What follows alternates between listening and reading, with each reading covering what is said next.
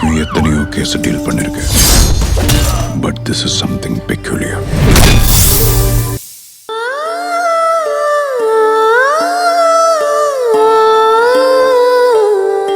என்ன பாட்டி ஆச்சு?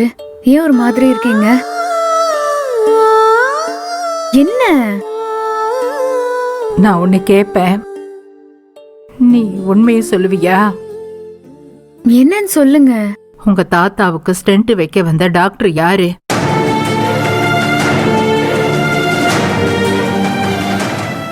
யாரு?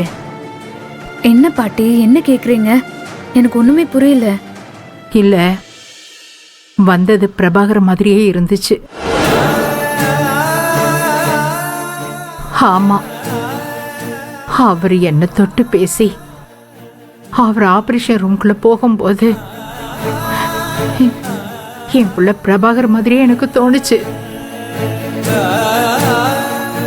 அது வரைக்கும் எனக்குள்ள இருந்த பயம் அந்த டாக்டரை பார்த்ததும் அப்படியே பனி மாதிரி கரைஞ்சு போய் மனசு லேஸ் ஆயிடுச்சு. ஸ்டென்ட் வச்சு வெளியே வந்து என்ன பார்க்கும்போது அப்படியே என் பிள்ளை பிரபாகரனை பார்க்குற மாதிரியே இருந்துச்சு.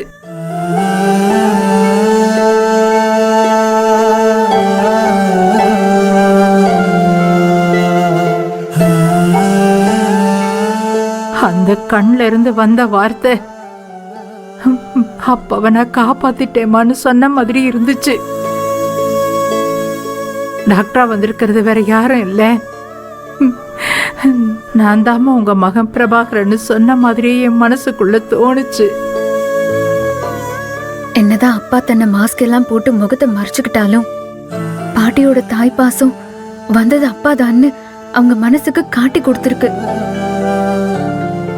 அப்பாவை 10 மாசம் சுமந்து பெத்தவங்கல்ல, இத்தனை வருஷம் கழிச்சு பார்த்தா கூட இது அப்பாவோட கண்ணுதான்னு அவங்களுக்கு கரெக்டா சந்தேகம் வந்திருக்குன்னா பாட்டி அப்பா மேல எந்த அளவுக்கு பாசம் வச்சிருக்காங்க. இப்ப பாட்டிக்கு நான் என்ன சொல்றது? பாட்டி இவ்ளோ கான்பிடென்ட்டா கேட்கும்போது நம்ம வேற என்னதான் சொல்ல முடியும்? என்னடி யோசிக்கிற? உனக்கு தெரியாம இருக்காது, வந்தது என் மகன் பிரபாகரன் தானே.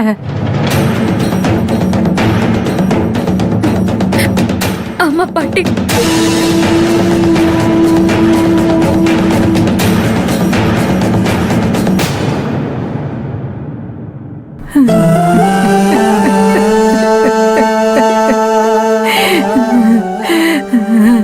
என் பிள்ளை பிரபாகரன் தானா? கடவுளே. திடீர்னு சென்னைக்கு அப்பா ஒரு வேலையா வந்திருக்கேன், உன்னை பார்க்கணும்னு சொல்லி எனக்கு ஃபோன் பண்ணாரு. அப்பதான் நான் தாத்தாவுக்கு பணம் கட்ட அவர்கிட்ட இந்த ஹாஸ்பிட்டல்ல இருக்கிறதா சொன்னேன். அவரும் என்ன பார்த்துட்டு போக இங்க வரதா சொன்னாரு.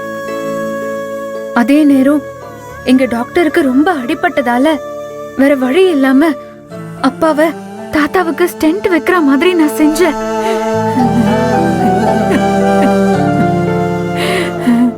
அப்போ என் பிள்ளைதான் வந்து அவருக்கு ஸ்டென்ட் வச்சானா?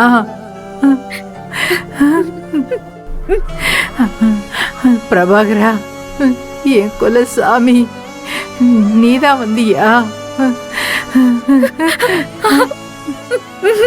வேண்டாம் பாட்டி. ஐயோ, என் புள்ள வந்திருக்கான், அது என் குருட்டு நெஞ்சுக்கு அப்ப தெரியலையே. ஐயா சாமி, என் புருஷன் உசுர காப்பாத்த வந்துட்டு போயிருக்கு. பெத்தவனா ஒத்த வார்த்தை அவன் மனசு சந்தோஷப்படுற மாதிரி பேசலையே. அவன் பக்கத்துல வந்திருந்தோம் படுபாவி என்னால கண்டுபிடிக்க முடியலையே.